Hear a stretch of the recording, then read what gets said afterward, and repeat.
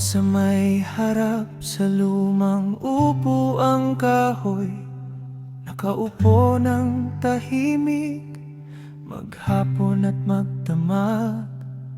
Daanan ng mga tao, mga kakilala at kapitbahay, naglalakad ng mabilis, parang wala namang nakikita. Mga matay nakatuon sa sariling nilalakaran, hindi man lang lilingon, hindi man lang titingin. Parang anino lang ako sa gilid ng daanan, isang presensyang laging nariyan pero di pinahalagahan. Isang kindat sana o kamay na ikakaway, sapat na sana yon para gumaan ng araw. Pero dumadaan lang sila, tuloy-tuloy ang paglakad. Walang kumusta ka na, tanong na simpleng salita. Hindi nila nalalaman ang laman nitong puso ko. Sa bawat pagdaan nila, ngiti ko'y nakatago.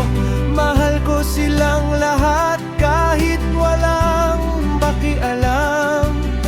Pagmamahal na tahimik, hindi kailanman magbago para sa inyo.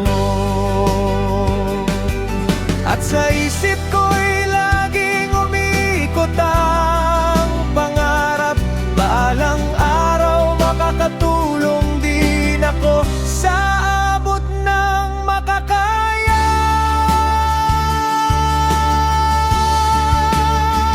Gaya ng araw na sumisikat, nagbibigay liwanag sa paligid. At kahit ito'y lumulubog, babalik din sa pag-ahon.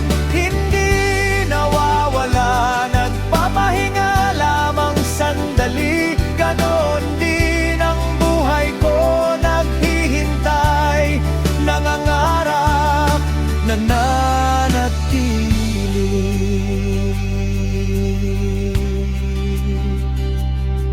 Sa harap ng bahay, sa lumang upuang kahoy, nagmamahal ng totoo kahit walang nakapansin.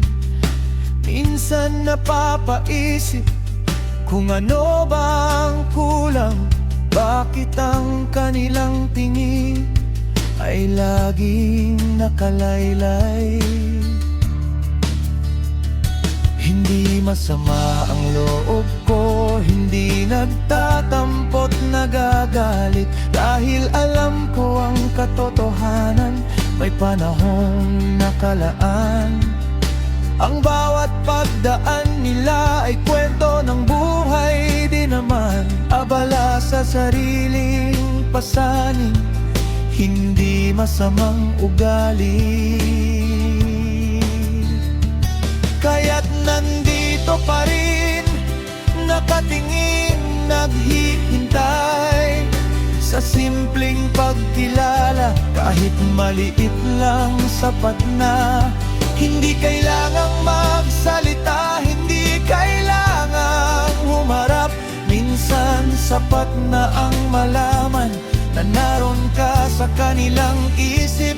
Ang pag-ibig ay hindi laging naririnig o nakikita. Minsan ito'y nakaupo lang, nag-aabang.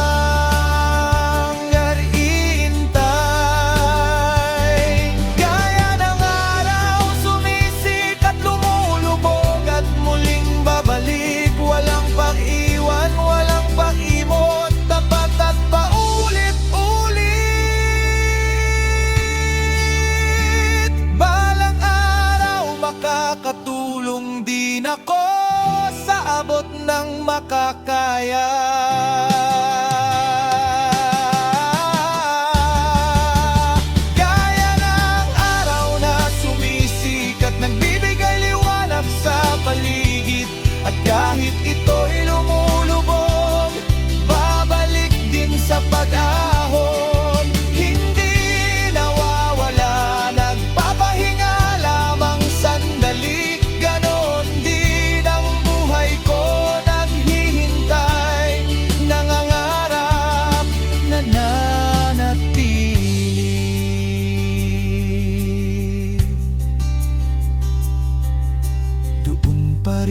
Sa harap sa lumang upuang kahoy, nakaupo, nagmamahal at naghihintay habang ang araw muling sumisikat.